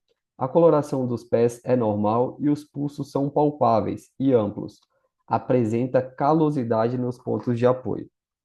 Os exames complementares desse paciente entregam ali um Doppler venoso e arterial de membros inferiores e sem alterações, um eletroneuromiografia padrão polineuropático simétrico e difuso, próprio do diabetes mellitus, a creatinina de 1,3, a ureia de 40 miligramas, a glicemia de jejum está em 95 e a glicada dele 7%.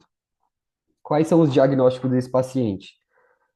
Úlcera neuropática crônica diabética, diabetes mellitus e a hipertensão arterial.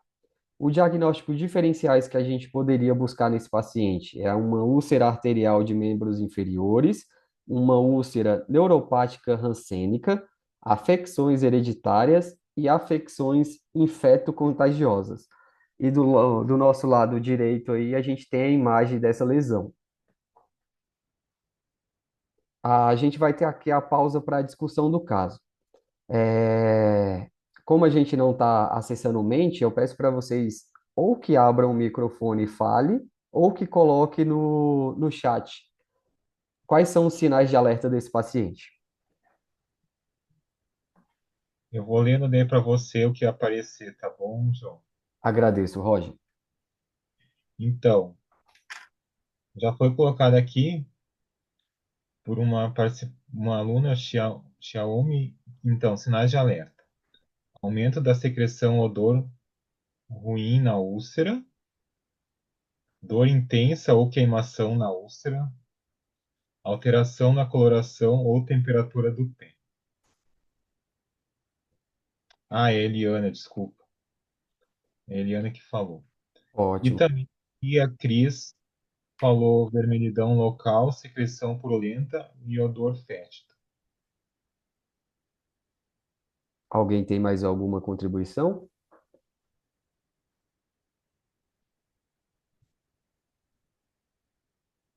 Ou então o Júlio Peixe colocou difícil cicatrização, o Leonardo úlcera, odor severo, alteração da coloração e queimação da planta dos pés. Então já foi comentado de novo aqui queimação dos pés e pontadas. Agora estão repetindo os comentários, então a turma super bem alinhada, entenderam bem o caso. Bacana. Se a gente percebe algum desses sinais, a gente tem que passar ali para o pronto atendimento e a gente não pode prosseguir com esse atendimento. Turma, agora eu preciso que vocês coloquem ali a lista de problemas. Pode ser no chat ou pode abrir o microfone e falar aqui para a gente.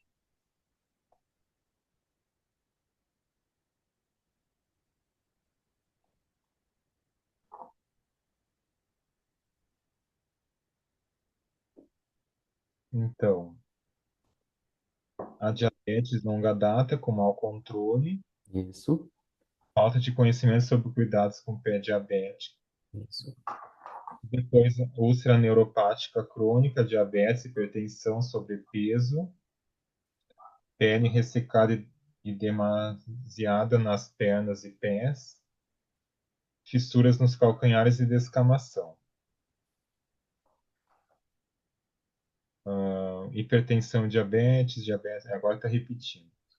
Aqui, o Leonardo colocou uso de insulina inadequada e não uso da dieta e falta de cuidados com o pé de diabetes. A turma entendeu muito bem o nosso caso aqui. Eu vou ser mais breve, tá, turma? Por conta do nosso tempo, como eu falei ali no começo. Quais são as queixas, né? A dor na úlcera e a ausência de pulso arteriais podem indicar úlceras e obstrução arterial. A febre e os sinais flogísticos intensos, que podem indicar uma infecção grave, como ali a celulite, a erisipele. Sempre observar o estado geral do paciente e a diabetes descompensada por conta do controle glicêmico. A lista de problemas dele é a hipertensão arterial sistêmica, a diabetes, a úlcera neuropática diabética e a obesidade. Plano de cuidado para esse paciente. O que que a gente precisa fazer para ajudar ainda mais esse paciente? Podem colocar no chat ou podem abrir o microfone. Então, já começaram a falar controle de glicemia, a educação em saúde e prevenção de feridas em pé diabético, orientação nutricional contínua, ajuste de prescrição médica.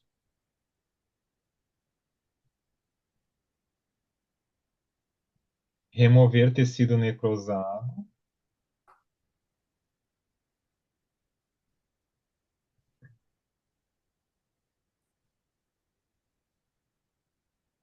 também controle de hipertensão, melhorar a hidratação da pele, alívio da pressão nos pés, cuidado com o pé diabético.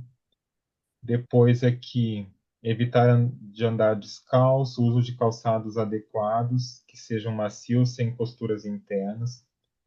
Verificar o uso de antibiótico adequado.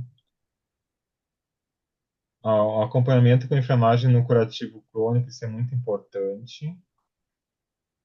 Também a questão de nutricionista, né, pelo diabetes, controle de hipertensão e hidratação. Então, aqui está falando de um cuidado farmacêutico, mas também com apoio multidisciplinar, né? Isso é muito Ótimo. importante. Esse é um perfil de paciente que é muito encontrado, principalmente na atenção primária à saúde. E agora, o que que a gente pode ajudar ele com uma intervenção fitoterápica? Esse caso aqui, como é um caso mais complexo, a gente tem muitas opções, então vocês sintam livres aí que a gente pode falar muita coisa.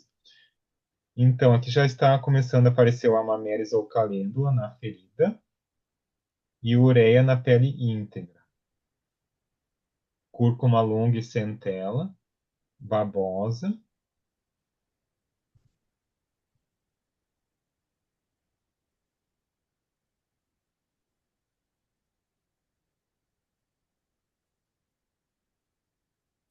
Esse caso a gente tem que prestar muita atenção, porque primeiro a gente tem que controlar essa ferida para depois começar a cicatrizar. E a gente vai mostrar para vocês algumas plantas que fazem tanto o debridamento quanto ajudam na cicatrização.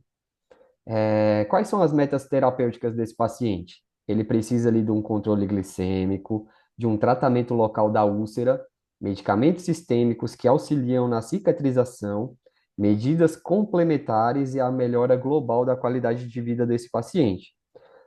Começamos ali pela educação em saúde, né? Explicar sobre o caráter crônico e flutuante da doença. O colega já relatou, esse ponto aqui para a gente antes. Orientar também sobre a importância da adesão ao tratamento, identificar fatores de piora e melhora das lesões. Nas medidas não farmacológicas, a gente pode pensar ali numa psicoterapia individual ou em grupo, uma dieta adequada para os pacientes diabéticos, hipertensos e obesos, evitar o consumo de bebidas alcoólicas, que vai interferir muito ali na cicatrização desse paciente, atividade física regular de acordo com as condições físicas desse paciente. Solicitações de exames. O que que a gente poderia pensar ali? Num Doppler venoso e arterial de membros inferiores, uma eletroneuromiografia para ver a sensibilidade desse pé e exames relacionados tanto ao diabetes mellitus quanto à hipertensão arterial. A gente pode fazer o encaminhamento tanto para avaliação endocrinológica, para seguir o tratamento da diabetes e da obesidade, o segmento nutricional, avaliação cardiológica de rotina, uma avaliação dermatológica com uma biópsia, se necessário, para confirmação diagnóstica dessa lesão, monitorização, marcar retornos curtos para que a gente veja esse paciente com frequência. Inicialmente, para a avaliação, o paciente está respondendo bem ou não ao tratamento e para a gente fazer a reavaliação da úlcera. Fitoterápicos selecionados para o tratamento tópico da região entre os dedos dos pés. Bom, só deixa eu ler aqui mais umas plantas que os alunos aqui estão colocando. Pode falar, Roger. Também colocaram aroeira do sertão como extrato fluido uma vez ao dia, a alternantera, o amamelis na ferida diabética, também acho que era pata de vaca, cúrcuma, castanha da Índia para circulação e o barbatimão na ferida. Também foi sugerido canabinoides e barbatimão. Então, várias opções. É isso. Luiz, pode falar, meu amigo. Gente, eu só queria lembrar o seguinte: você tem no AvaSUS todo um trabalho que recém-saído aí de cuidado de feridas, que eu acho interessante. Todos quer dizer, na verdade, todo mundo, todo profissional de saúde, mas pelo menos a gente podia estar dando uma olhada lá e estudar. Tem todo um curso para cuidar da questão de feridas, entendeu? Vale a pena dar uma olhada nisso. Bem lembrado, Luiz. Muito obrigado. Agradece a colaboração aí, Luiz. E indo ali para as plantas, vamos para copaífera, de 1 a 10%, a lípia, são as folhas, tintura de 5 a 10%, a melaleuca, o óleo essencial das folhas e brotos, de 1 a 10%. Tem mais alguma aí, Roger, no chat? Não, acabou. Ótimo, vou prosseguir para os fitoterápicos selecionados para o tratamento tópico da úlcera. No slide anterior, a gente estava pensando naquela ferida entre os dedos. E o que que a gente traz aqui? A calêndula, com a parte da flor, um extrato glicólico de 5 a 10%, a melaleuca, que foi citada no chat, que é um óleo essencial das folhas e brotos, de 1 a 10%, e a cajueira, né, o anacardium, entre a casca dos galhos, o extrato glicólico de até 10%.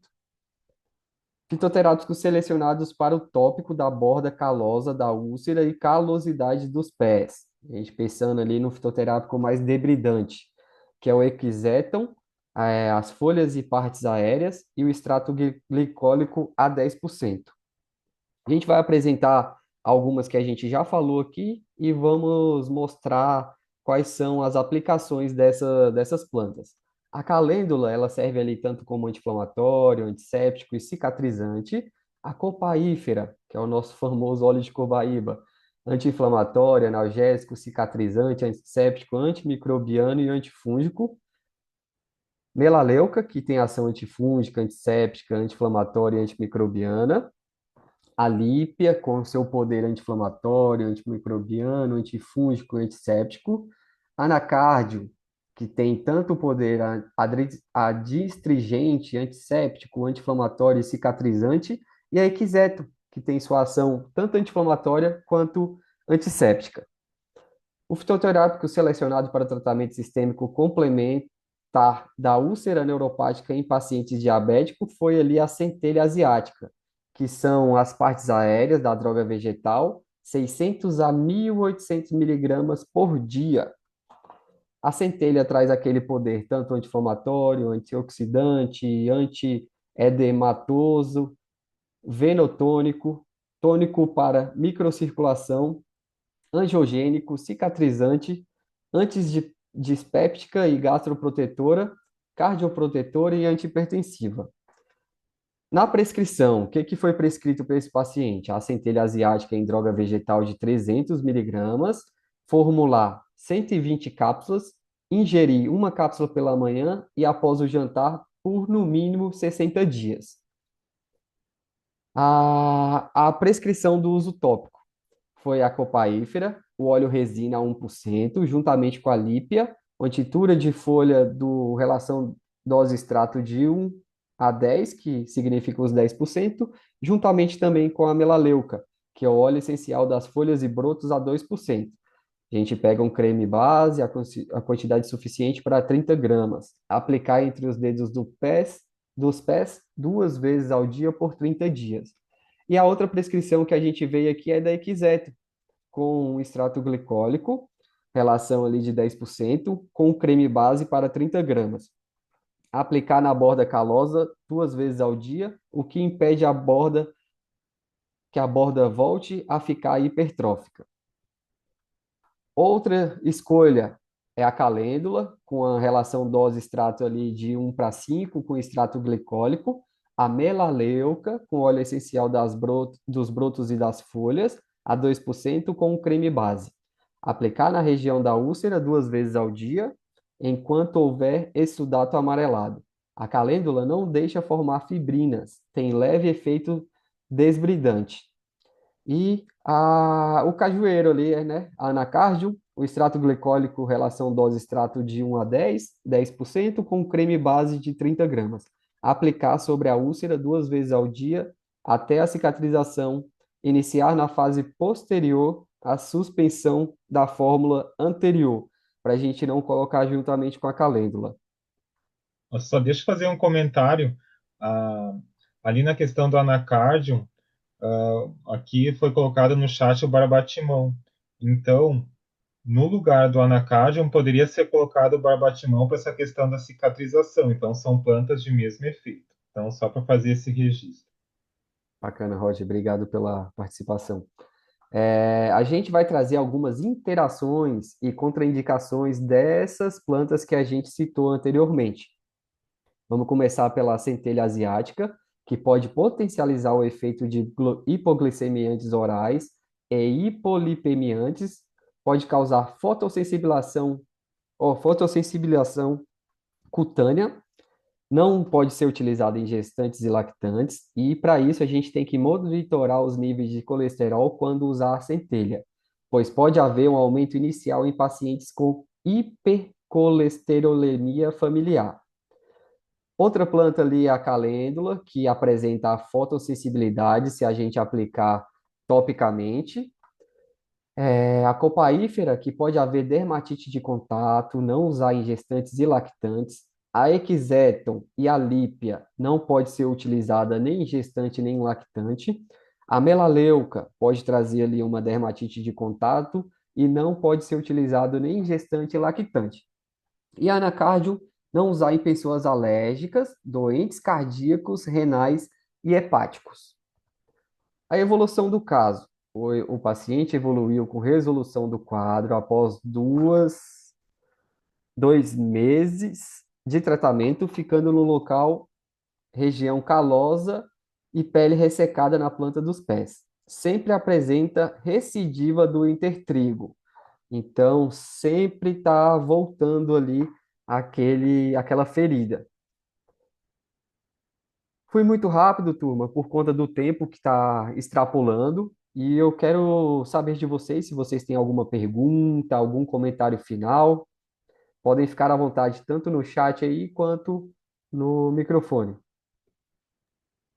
Eu só vou fazer um comentário que ali no finalzinho, os efeitos adversos, contraindicações e interações, a gente não aprofundou, é só uma pincelada. Porque se vocês forem olhar nos materiais recomendados pelo curso, tem bem mais coisa, né? Então, a gente recomenda vocês darem uma aprofundada. Aqui a gente só citou, mas tem muito mais coisa. Obrigado. Teve participação no chat aí, Roger? Por enquanto, não. Você tem alguma outra contribuição, Roger, para dar para gente? Belmiro? Reforçar aquilo que você falou, né? A ferida tem a etapa, né? Primeiro a gente tem que eliminar essa exudação dela, controlar a infecção, por isso que teve uma formulação específica para isso, e depois que isso esteja controlado, a gente vai para a cicatrização, porque senão a gente corre o risco de cicatrizar e não está ainda resolvida a questão da infecção, que daí é uma coisa bem complicada, né? Tem que cuidar. No final aí falou muito de ter as reincidivas, né? Eu acho que vale pegar mais forte ainda na parte da educação, continuado com relação ao pé diabético. Então, tá faltando cuidado nesse pezinho aí para tá tendo essas feridas recorrentes, né? Então, eu acho que isso é uma parte bem interessante, assim. Isso mesmo, Bianca. Bom, gente, maravilha. Só agradecer, realmente, aí tá junto aos colegas, o Roger, João Paulo e todos vocês aí pela participação também. Tá compartilhando diversas experiências, tornou só esse ambiente muito rico aqui.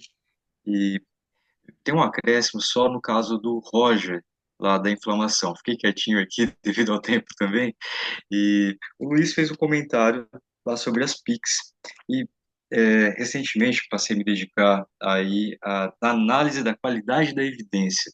Me causa muita inquietação pensar em utilizar as mesmas métricas de um medicamento sintético lá para os fitoterápicos. E tem um estudo recente, consegui recuperar ele, tá aqui, ó, compartilhei com vocês aqui no chat, que ele faz uma abordagem um pouco mais ampliada com métodos mistos.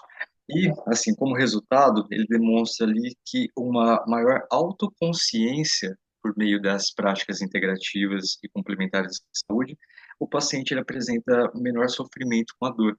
Então, compartilhando com vocês aí. E, mais uma vez, agradecer esse momento aqui, esse compartilhamento. Obrigado. Eu quero trazer também de mensagem é o que a gente vem conversando lá na turma C. O melhor tratamento para o paciente que vocês vão entrar em contato é é aquele tratamento que a gente consegue trazer para ele. Não adianta nada a gente pensar em fórmulas magistrais extraordinárias se o paciente não tem acesso. E é muito incisivo que a gente entre e traga essa informação para as pessoas que estão ao nosso lado. Porque não adianta nada ter um tratamento milagroso se a gente não tem acesso a esse tratamento. A cárie pode ser um caso desse, né? Nós temos estudos aí que demonstram ter um efeito corticoides, mas infelizmente está em extinção. Então a gente precisa recuperar tudo isso, com banco de germoplasma, outras ações.